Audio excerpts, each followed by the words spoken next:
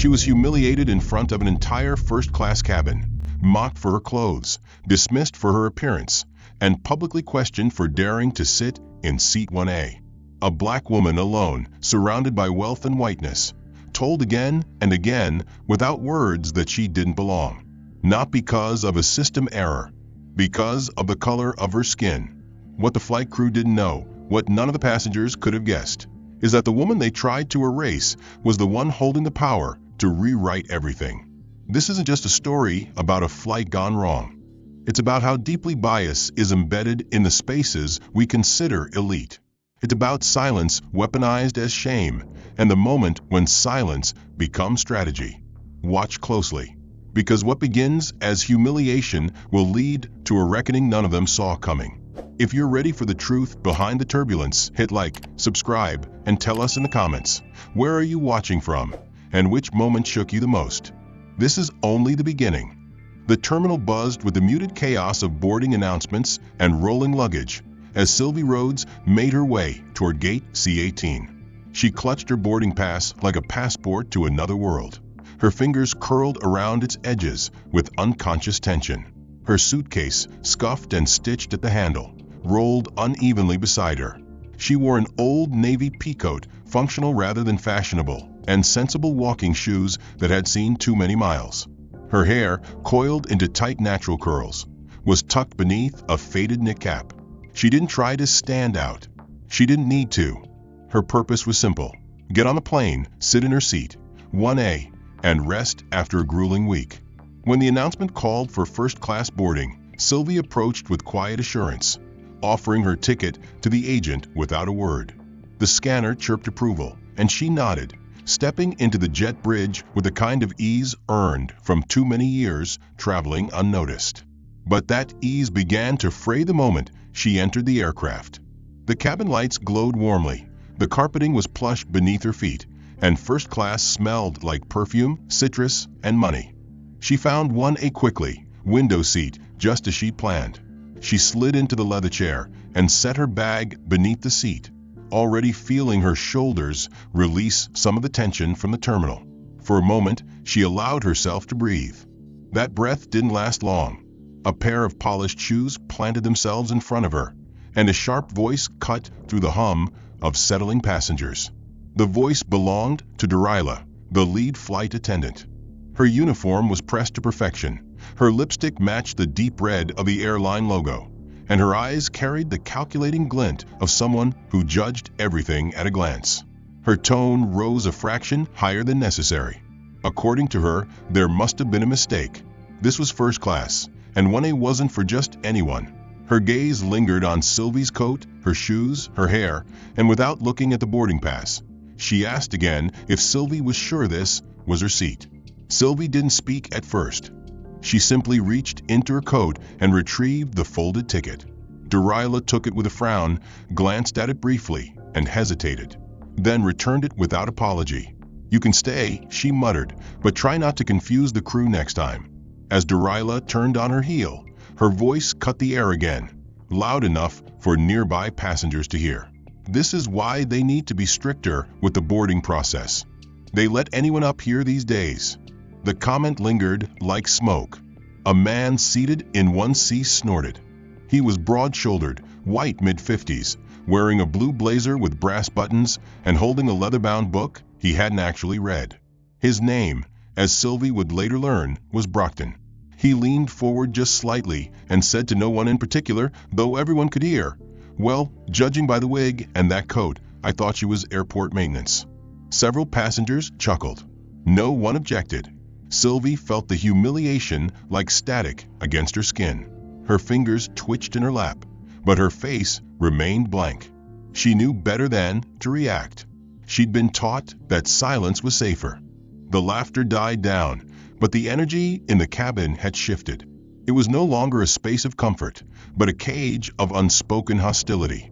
Sylvie stared at the seat back in front of her, blinking slowly, forcing herself to breathe. She could feel every glance scraping across her skin. No one offered her a drink. No one welcomed her aboard. Delilah moved down the aisle, smiling wide and cheerful at every passenger except the one in 1A. Brockton reclined his seat, turned slightly, and whispered something to the man behind him that earned another quiet laugh. Sylvie heard the word charity. She didn't move. Around her, the cabin had come to life in an orchestrated ballet of service. Flight attendants floated between seats with trays of white linen, gourmet appetizers, and curated wines. Laughter rose like champagne bubbles from aisle 1C, where Brockton was now being served by a beaming Delilah, who leaned in just a little too close, laughing a little too easily at his tired anecdotes. Sylvie's call light blinked once, then again. It had been blinking for 6 minutes. Delilah passed by twice, each time glancing at the light, and then continuing on as if she hadn't seen it. The third time, she paused, her hand grazing the overhead panel. But instead of answering it, she turned to her colleague and said loudly enough for row 2 to hear, "Some people really think economy etiquette belongs in first class." The other attendant, younger and clearly newer, gave a tight smile and avoided eye contact. Sylvie didn't move. She had spent her life in rooms like this, where she was visible but never seen, where her presence was treated as an exception rather than the result of deliberate effort. She closed her eyes for a moment, breathing through the rising tension that coiled inside her ribcage like barbed wire. When the meal carts rolled out, the scent of seared beef and truffle sauce filled the cabin. Platters covered in silver domes were placed with precision, hands moving like clockwork between napkins and glasses. The man across the aisle received a filet mignon and a bottle of French wine. The woman behind Sylvie received wild mushroom risotto and a glass of Pinot Noir. When the cart reached 1A, Delilah didn't slow. She didn't pause. She didn't even acknowledge the passenger there. The wheels rolled on, and Sylvie's tray table remained empty. The younger flight attendant cast a quick glance over her shoulder, hesitating for a fraction of a second before continuing down the aisle. Sylvie pressed the call button again. This time, Delilah walked over and leaned in, her tone pleasant on the surface, but hard at the edges. "Unfortunately, we're not serving hot meals to guests who weren't properly listed in our first-class manifest.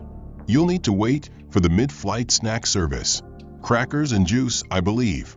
Sylvie stared at her. Her voice came out low even. "I booked this seat. My name is on your list." Delilah's smile widened, showing too many teeth. "I'm sure it's a misunderstanding. These things happen when the booking system gets, creative." She added a wink, then turned and left before Sylvie could say another word. Across the aisle, Brockton whispered something again, but Sylvie stopped listening. Her stomach wasn't empty because of hunger. It was the silence around her, the deliberate denial of presence, the choice to make her invisible. That was the true starvation. 10 minutes later, the younger attendant returned to pick up empty trays. She reached Sylvie's row, glanced down, and seemed to hesitate. "Can I get you something?" she asked, her voice quiet. "We have extra salad." Before Sylvie could respond, Delilah appeared at the edge of the row, arms folded, tone clipped. "I'll handle it." The young woman stepped back. Delilah tilted her head. "You don't need anything else, do you, ma'am? You look like someone who's used to keeping it light." Her eyes flicked down to Sylvie's shoes, worn but polished. Then to the coat still folded over her armrest. Minimalist chic. "I respect that." The mockery wasn't even subtle now. Sylvie wanted to say something, to push back, to remind the crew, the passengers, the cabin, of who she was, or at least who she had fought to become. But the weight of restraint bore down harder than the desire to speak. She knew the game. If she raised her voice, they'd label her difficult. If she stood, they'd call security. If she demanded her rights, they'd write her off as angry. So she sat still, regal in her silence, choosing pride over spectacle. The cabin dimmed slightly as window shades began to close. A flight announcement buzzed through the speaker. Altitude, weather, smooth skies ahead. But no amount of stillness could protect her from what came next. The moment she finally unbuckled her seatbelt and rose to head toward the restroom, she felt the air shift. Her body had barely cleared the aisle when the whispering resumed behind her. She walked steadily, determined to keep her posture upright, her pace slow but controlled. She did not make eye contact with anyone, but she felt every pair of eyes cling to her figure like smoke in a closed room. As she passed row 1C, Brockton leaned slightly into the aisle and let out a low, sharp whistle, dragging the sound out with an exaggerated note of mockery. The sound was crude, unfiltered, a deliberate stab clothed in pretense. Sylvie did not look at him. Instead, she kept moving, but her shoulders tensed, her fists tightened just slightly. Brockton turned to the man beside him and said, loudly enough for the front 3 rows to hear, "Last time I saw curves like that, they were under a freeway bridge wrapped in plastic." The man next to him snorted, barely stifling a laugh, while the woman across the aisle shook her head and looked away, not out of disapproval, but to avoid involvement. When Sylvie reached the galley near the lavatories, she paused, waiting for the light above the door to change from occupied to vacant. It was then that Jemmies appeared.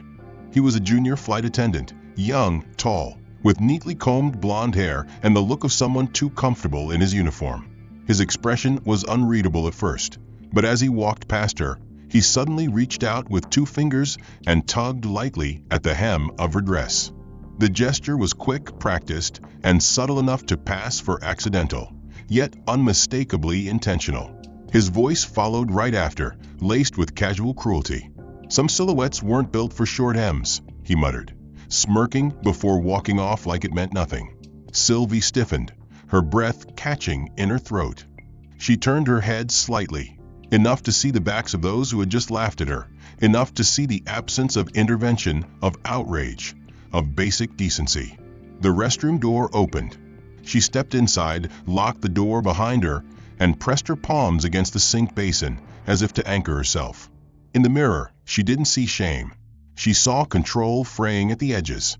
Her reflection stared back, the light overhead revealing the moisture gathering beneath her eyes, the slight tremble of her lips, the exhausted restraint lining every muscle in her face. She whispered quietly to herself, a ritual she had adopted years ago when life became unbearable in polished rooms like this. Breathe. Stand. Return. It was not affirmation. It was preparation. After several minutes, Sylvie stepped out, composed once more, and walked the narrow aisle back to 1A. But the taunting didn't stop. As she passed by Brockton again, he leaned back and muttered to the air, "Should have added a warning label to that walk." A few chuckles rose nearby, and a woman somewhere in row 2 rolled her eyes, not at the men, but at Sylvie, as if her mere presence had disrupted the delicate aesthetic of first class. Back in her seat, Sylvie folded her hands and closed her eyes. She tried to focus on the steady hum of the engines, the subtle vibrations of the aircraft slicing through the air, anything to drown out the ugliness seeping into every inch of the space around her. But her body had memory, and memory does not forget. It recalled every snicker, every touch, every comment wrapped in amusement, but dripping with disdain. She wanted to disappear, but not out of shame, out of exhaustion, because she had done nothing wrong. She had boarded this plane with her head held high, her ticket paid in full, her intentions simple and pure. And yet, because of the color of her skin, the texture of her hair, the shape of her body, she had become the target of coordinated cruelty. Her silence was not weakness. It was strategy. But strategy had a cost. Her jaw ached from clenching. Her fingernails dug crescents into her palms. Her breath came in shallow waves, each one sharpened by the unrelenting pressure of being misjudged, degraded, and diminished while locked in a metal tube 30,000 feet above any place she could escape to. She no longer tried to guess which remark was directed at her or who had laughed behind cupped hands. She knew. The silence that surrounded her wasn't the absence of noise. It was the suffocating presence of unspoken judgment. But just when she thought the ordeal had plateaued, the atmosphere shifted again. There was motion at the front of the cabin. Delilah reappeared, this time with a walk that carried something different. Confidence fueled not by duty, but by performance. She stepped into the center aisle near row 1, straightened her jacket, and looked around the cabin like a hostess preparing for a show. Without preamble, she spoke. Her voice was clear, calculated, and designed to cut. She announced that a discrepancy had been found in the seating manifest. Her tone suggested seriousness, but her eyes landed directly on Sylvie as she spoke. She stated that Seat 1A appeared to be occupied by someone not properly listed in the premium tier reservation system. Her exact words were crisp, formal, but the meaning was unmistakable. "We have a situation," she said. "It appears a guest has accessed the wrong section. Seat 1A is not registered to an elite-level passenger." Her gaze did not shift from Sylvie's face. A slow wave of unease moved through the cabin, not because of concern, but because some passengers now anticipated entertainment. Brockton leaned forward in his seat, smirking, while another man a row behind removed one earbud, just to listen better. A woman in row 1B, her platinum blonde hair styled into a perfect chignon, turned her head, surveyed Sylvie, and laughed, short and sharp. "You don't need a manifest to know," she said to no one in particular. "It's obvious she doesn't belong in a space like this. People who eat with plastic forks don't magically learn how to handle real silverware." Her voice was melodic, practiced in elegance, but every syllable carried venom. Another man nearby chuckled. Someone let out a muffled cough that sounded suspiciously like a laugh. No one intervened. No one defended. Sylvie didn't blink. Her fingers tightened around the armrest.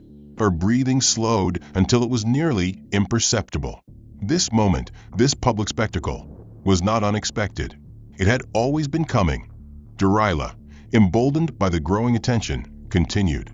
She explained that the situation would be investigated, that they were awaiting verification from the central system, and that if it turned out the seat had been wrongly assigned, the individual in question would be politely relocated.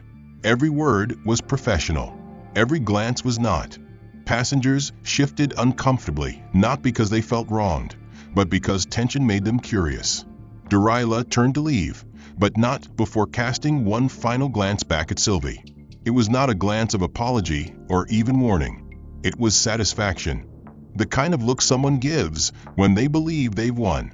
Sylvie sat motionless, her eyes fixed straight ahead. She didn't respond. She didn't look down or around. She refused to give them the image they craved, a black woman shrinking under scrutiny. Instead, she became still, like stone, like iron forged beneath centuries of this same heat.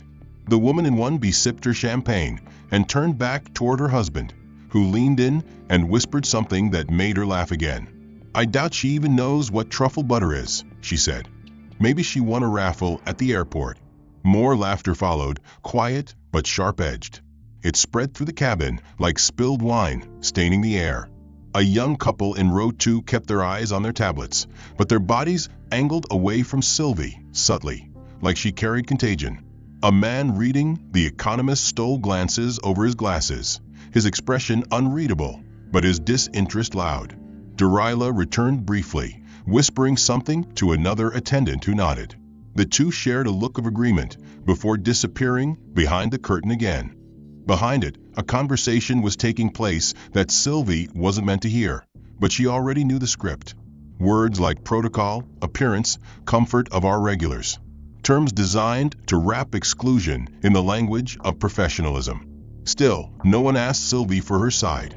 No one questioned the process. The seat had been scanned, the pass verified. Yet somehow that wasn't enough, not because of a system glitch, but because the system wasn't the only thing programmed to reject her. She had become a symbol in their minds. Not a passenger, but a mistake to be corrected. A disruption in the design of a luxury experience tailored to exclude. For the remainder of the hour, Sylvie sat untouched, unfed, and unseen. The attendants served everyone around her. Drinks were topped off, napkins replaced, desserts offered on porcelain. But her tray table remained empty. Not out of forgetfulness, out of intention. Brockton reclined his seat, chuckling to himself, while the woman in 1B flipped through a fashion magazine, as if nothing had happened. But Sylvie wasn't forgotten. She had become the centerpiece of the show. Their jokes orbited her. Their comments were aimed like darts at her stillness. And now it was about to be tested again. The curtain at the front of the cabin swished open. The new figure who entered didn't wear the standard flight crew uniform. He was taller, broader, His navy blazer cut closer to the body and marked with silver epaulets, and a glossy badge that read Krent, Flight Operations Lead. He moved with an air of finality, the kind of man who walked into rooms already assuming control. Passengers in the first 3 rows perked up, their curiosity sharpened. The presence of authority meant escalation. Escalation meant more spectacle. Krent approached seat 1A with a carefully crafted neutrality, the kind that pretended fairness while standing firmly on the side of protocol. Behind him, Delilah followed closely, her expression crafted into a mask of reluctant professionalism. But there was something in the way she adjusted her collar, something in the extra deep breath she took before speaking, that gave her away. She wasn't hesitant. She was savoring. Krent cleared his throat, then bent slightly toward Sylvie, lowering his voice to a volume meant to seem discreet but loud enough for those nearby to eavesdrop. He said her name slowly, not as a question, but as confirmation. Then he explained, with an artificial softness, that there had been a further review of the seating manifest, and that her presence in 1A had now been officially flagged as an error.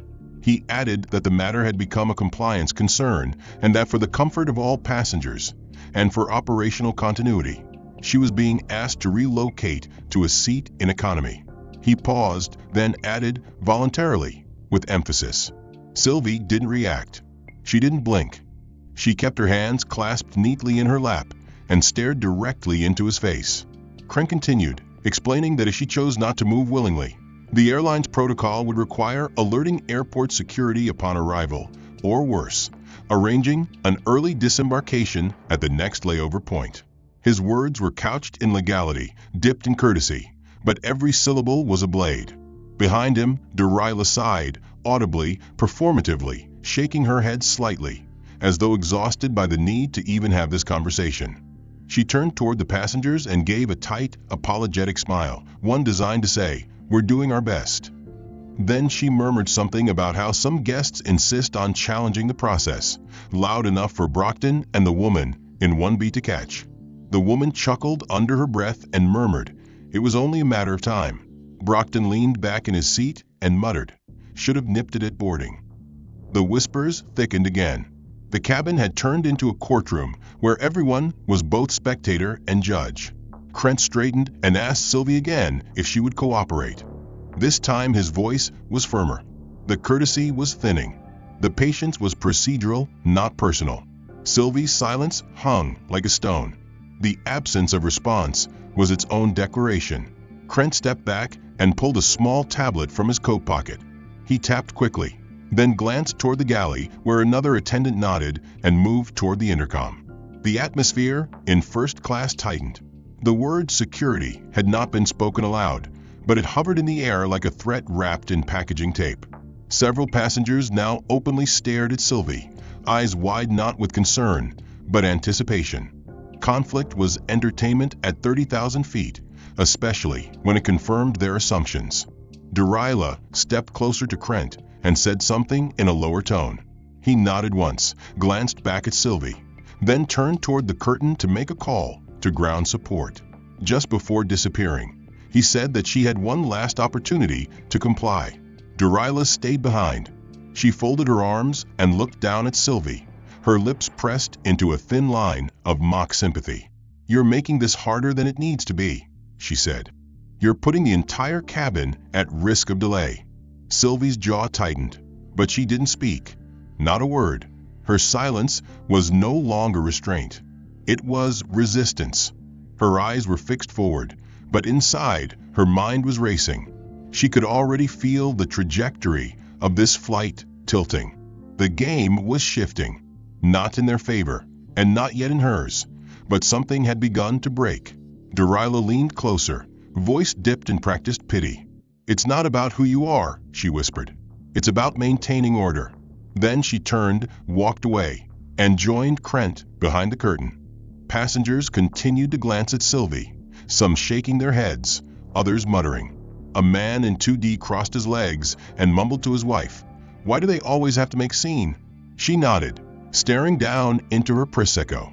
The intercom clicked on, announcing an internal systems check and minor seating realignment.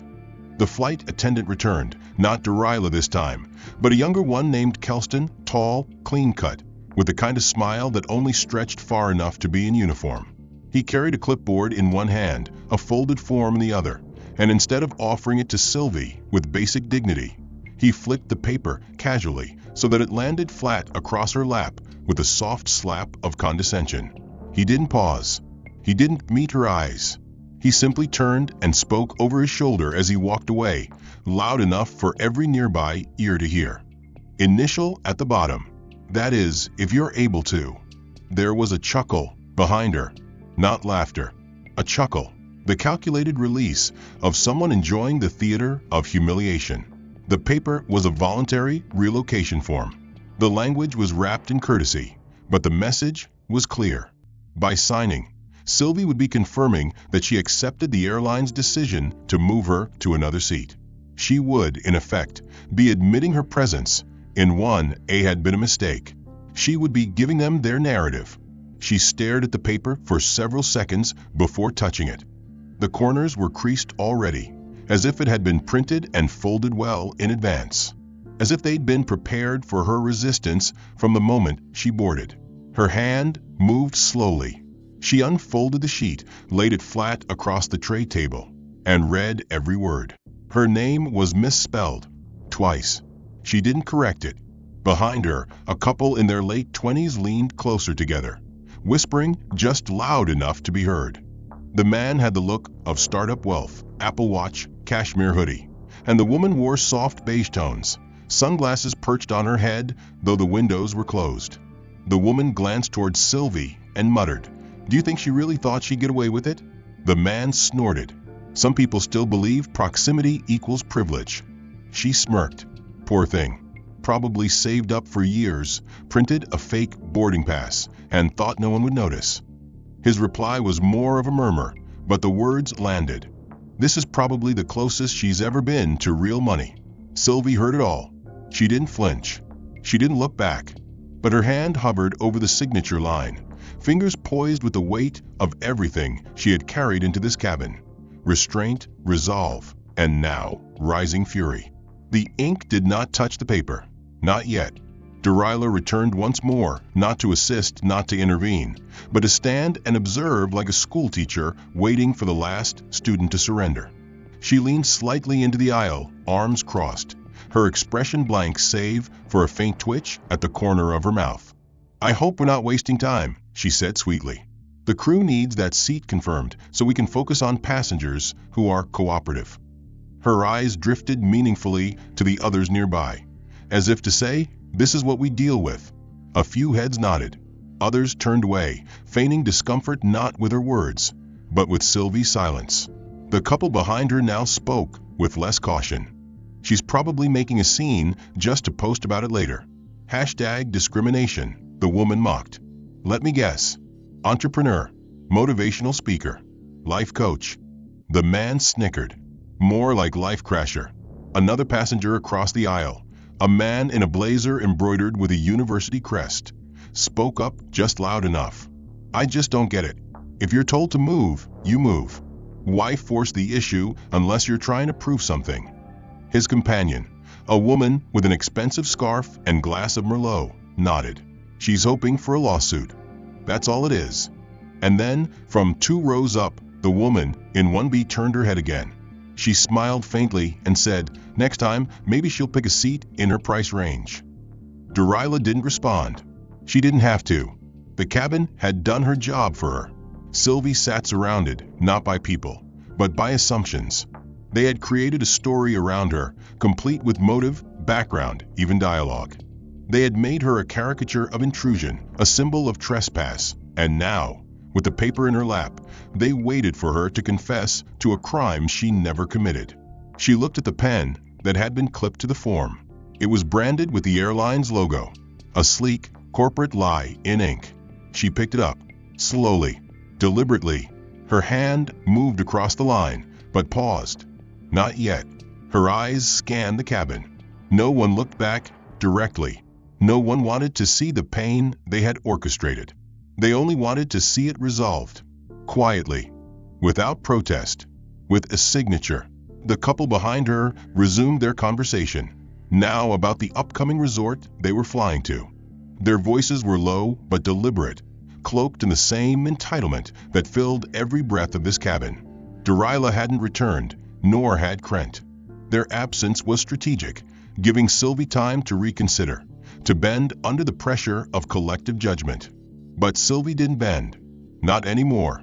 Not after all that had been said, done, implied. Her hand moved, slow and controlled, reaching for the leather strap of the slim black case tucked against her side.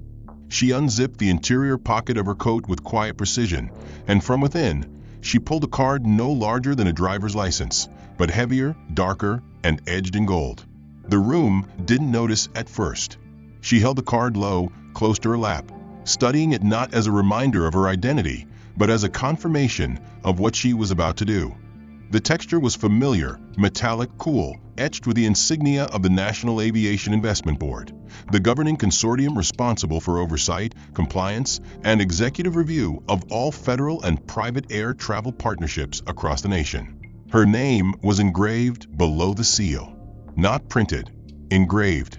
Sylvia E. Rhodes, Board Commissioner, Tier 1 Clearance, Strategic Oversight Division. She had never needed to use it like this before. It was a tool of governance, not confrontation. But today, the flight crew had mistaken her presence for an anomaly. They had confused her patience for powerlessness. And they were about to learn the difference. She placed the card on top of the folded form without a word. The gold shimmer caught the light from the overhead lamp and sent a faint glint toward the aisle. Within seconds, the atmosphere changed. The young attendant named Kelston passed by and caught sight of the object resting on her tray. He slowed mid-stride, eyes narrowing, then doubling back with a startled look that peeled away his professional detachment. He leaned in slightly, and upon recognizing the seal, he blinked rapidly and took 2 full steps back.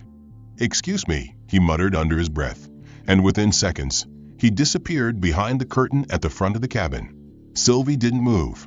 She returned her hands to her lap, eyes fixed forward, as if nothing had changed.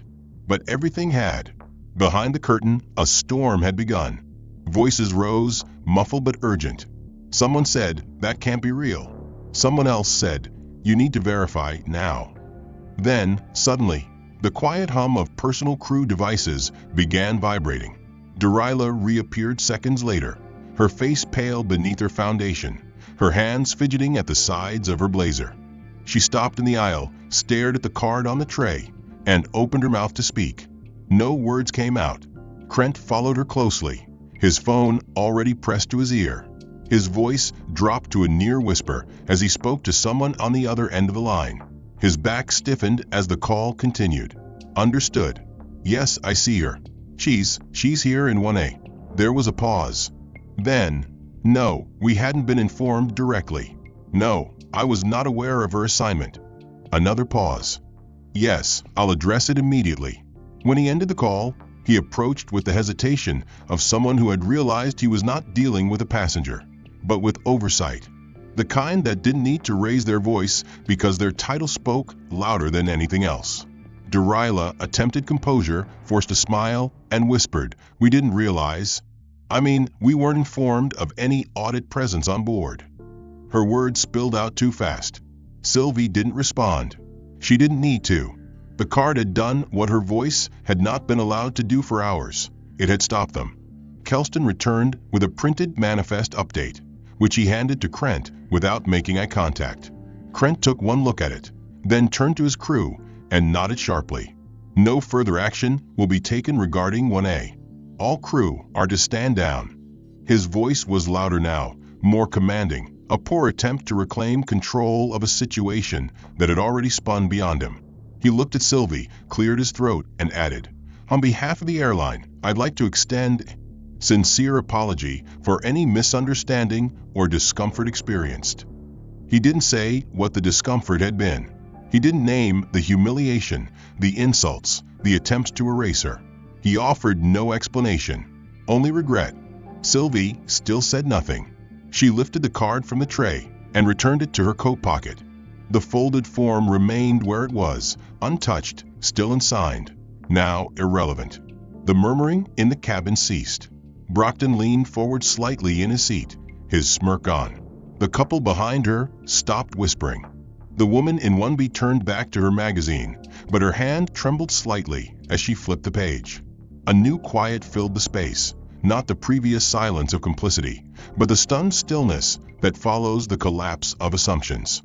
Delilah had disappeared behind the curtain again, her presence notably absent, as if retreat could somehow undo what had been exposed.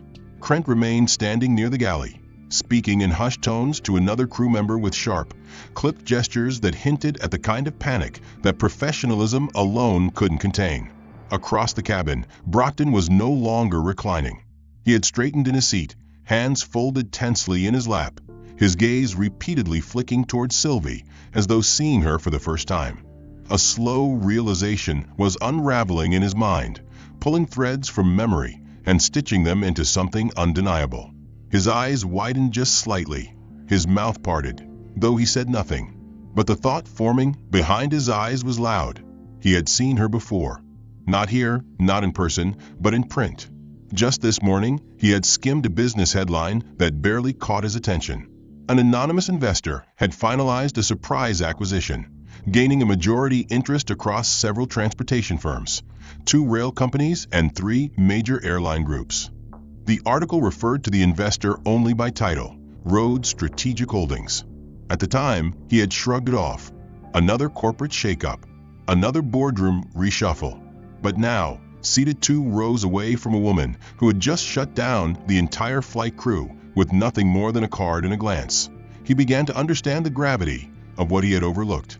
Then, as if orchestrated by fate itself, the cabin screens lit up. One by one, the digital displays, normally reserved for altitude, flight time, and destination temperature, blinked and refreshed.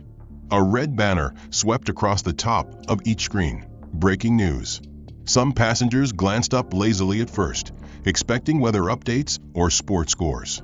But the headline that followed commanded attention. Sylvie E. Rhodes appointed interim CEO of nation's largest airline consortium. Beneath it, her photo appeared, professional, confident, composed, wearing the same coat she now sat in. The caption continued, following a sweeping equity acquisition finalized over the weekend. Road Strategic Holdings assumes executive control of multiple air travel networks amid federal oversight initiative. Effective immediately. A full-color press release faded in, listing her credentials, her impact on global logistics, and the bold pivot she was expected to lead over the next fiscal quarter.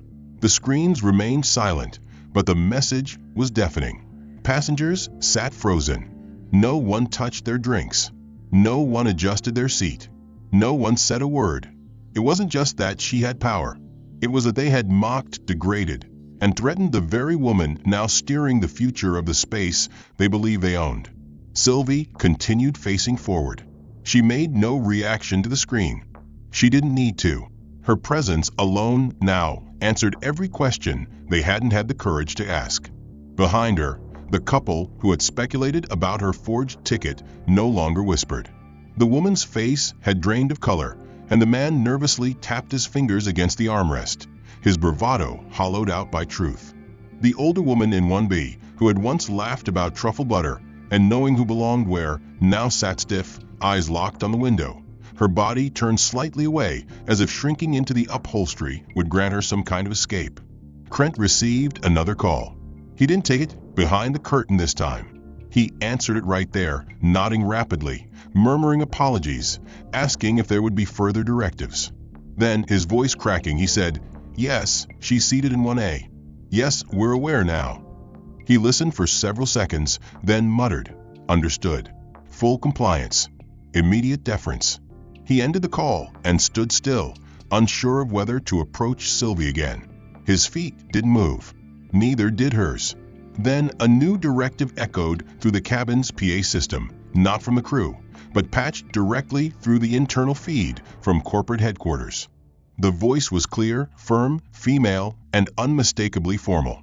"Attention crew and passengers. This flight is now under observational status in conjunction with an internal audit by Road Strategic Holdings. please extend full cooperation to all board representatives in transit. That was all. She remained seated in 1A, untouched by the announcements, unmoved by the awkward glances that bounced her way, then quickly turned away. Her posture was unchanged, but what surrounded her now was not dismissal, not contempt, but dread. The card had done its work. The screen had revealed its truth. The name Sylvie Rhodes was no longer unfamiliar. It had weight now, undeniable, corporate judicial. It had cut through the hierarchy of the aircraft and carved new rules into the cabin walls. As the wheels touched the runway with a jolt, no one cheered. There were no claps, no sighs of relief. The landing announcement crackled through the speakers, but it lacked the usual cheer. Instead, the voice was measured, even strained, as if the crew knew what awaited them the moment the door opened. Krent stood in the forward galley, his hand clenching the overhead rail, sweat visible beneath the collar of his blazer. He had made several calls in the final 30 minutes of flight, each one with shorter sentences, each one ending with the same response. Yes, we understand. Yes, we'll comply. Yes, we're ready. But he wasn't. Not really. Neither was Delilah, who stood beside him pretending to review a clipboard that had long since lost its purpose. Her face had lost its practiced warmth. What remained was a hollow professionalism built on the ruins of certainty. Jemmys hovered further back, his smirk long gone, replaced with the look of someone who finally understood the depth of what he'd participated in. The door opened with a hydraulic hiss, and the air that rushed in wasn't relief. It was consequence. 3 uniformed agents stepped inside, not police, not TSA, but corporate security marked with a gold-winged emblem of Rhodes Strategic Holdings. They didn't shout. They didn't hesitate. They moved with the quiet authority of those who had come not to negotiate, but to enforce. The first agent approached Krent. He was handed a sealed envelope and quietly escorted toward the front galley, past stunned passengers and frozen crew. His face drained of color as he was led off the aircraft without a word. The second agent met Delilah in the aisle. She tried to speak, to offer an explanation, perhaps a denial. But the agent simply raised one hand, handed her a letter, and motioned toward the exit. The walk of shame was no longer metaphorical. It was terminal bound. Jemmys followed last, his posture slouched, his footsteps uneven, the reality of accountability pressing down with every step. The curtain between first class and the main cabin remained open now. Passengers from behind watched in stunned silence as the trio was removed. No one cheered. No one defended, because guilt had already moved through the rows like cabin air. When the last of them disappeared down the jet bridge, a fourth agent entered. He approached Sylvie slowly, paused beside her seat, and offered a small nod, not of protocol, but of recognition. He handed her a silver-lined tablet, unlocked and ready. She took it without a word and reviewed the document glowing on the screen. It was a corporate order, signed, time-stamped, and confirmed, authorizing her to initiate an internal audit of the entire flight crew and ground operations for that route. The investigation would begin immediately. She tapped once at the bottom of the form. Confirmed. Executed. Delivered. Later that night, the news cycle erupted. Rhodes Holdings launches internal ethics review following first-class incident, read one headline. Another followed within minutes. CEO passenger triggers shakeup. 3 crew members suspended amid racial profiling allegations. But the true blow came when the contracts began to fall. A multinational shipping company, long partnered with the airline for expedited freight movement, announced it would suspend operations pending the results of the investigation. Then another, one of the world's largest aerospace tech firms, revoked its co-development agreement, citing corporate governance concerns. Together, the cancellations amounted to more than $2.3 billion in future revenue. Stock values dipped. Analysts issued warnings. Shareholders demanded explanations. But inside the executive offices of Rhodes Strategic Holdings, no one scrambled. No one deflected, because Sylvie had already taken control. Her name was now synonymous with action, not apology. She had made a public decision, not just to correct a personal wrong, but to reshape an industry too comfortable with its patterns. The passengers who had remained silent began to speak, some in fear, others in guilt. Statements were issued, emails were sent. But for Sylvie, it was no longer about their remorse. She didn't need their redemption. The aftermath of the flight unfolded not only in boardrooms and media headlines, but also in the quiet spaces where reflection grows. The ripples of Sylvie's silent stand reached further than spreadsheets and press releases. They struck people who, until that moment, had never been forced to examine themselves. People like Delilah, once the face of composure and control in the skies. She had built a career on perfect posture, perfect teeth, and a perfect tone of voice. She had always believed herself professional, neutral, just following protocol. But now, protocol had collapsed, and neutrality had been revealed for what it really was: complicity. She didn't speak to the media at first. Not when her name flooded the trending tabs, not when strangers dissected every frame of her interaction with Sylvie, not when her job was suspended pending full investigation. But in the quiet of her apartment, alone and disconnected from the airline's comm system, she watched the footage herself. She watched her face on camera, smiling falsely, towering over seat 1A, condescending in tone and posture. She watched herself become the villain in a narrative she hadn't even known was being written. And it broke her. The video she eventually uploaded wasn't polished. It wasn't framed by PR advisors or legal counsel. It was shaky, filmed in the corner of her kitchen. Her hair pulled back, no makeup. Her voice cracked before she even spoke. "I was wrong," she began. "I didn't just fail a passenger. I failed as a person." She paused to breathe, then admitted something that took longer to form. "I didn't think I was part of the problem. I told myself I treated everyone the same, but I didn't. And now I know better." She acknowledged the microaggressions.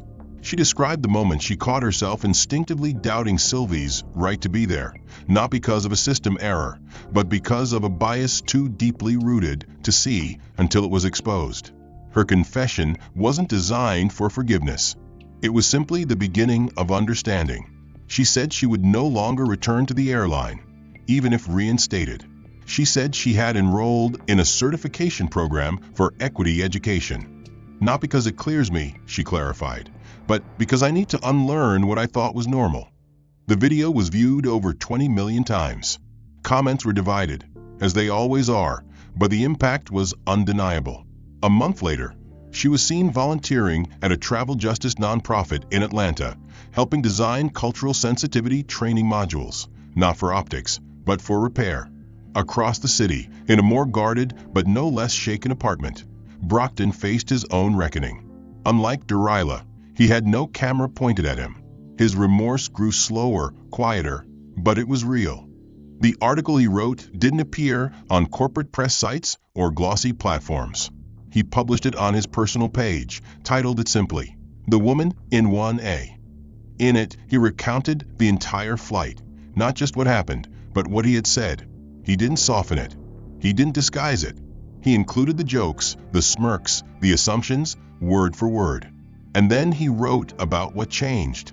When the cabin screen displayed her name, he said, "My stomach sank, not because I feared punishment, but because I realized how blind I'd been." She hadn't spoken. She hadn't defended herself. She didn't need to. She had grace. She had presence. And I had none. He went on to explain how he had spent years hiding behind irony, behind status, behind privilege, so old it felt invisible to him. But privilege, he wrote, is only invisible to the one who holds it. He didn't ask for praise. He didn't disable comments. And when former peers mocked him for writing it, he simply left the platform, deleted his accounts, vanished from every private forum where similar jokes had once been currency. Later, an op-ed surfaced in The Atlantic, quoting his essay as a rare instance of public humility. But Brockton didn't resurface. His penance wasn't publicity. It was silence. Meanwhile, within Road Strategic Holdings, Sylvie implemented quiet reforms. She didn't grandstand. She didn't seek revenge. Her policies were simple: rotational inclusion audits on all long-haul crews, anonymous passenger feedback systems powered by AI sentiment analysis, and a zero-tolerance directive on discretionary relocation based on appearance without verified cause. The industry called it disruptive. Advocacy groups called it overdue. Sylvie called it necessary.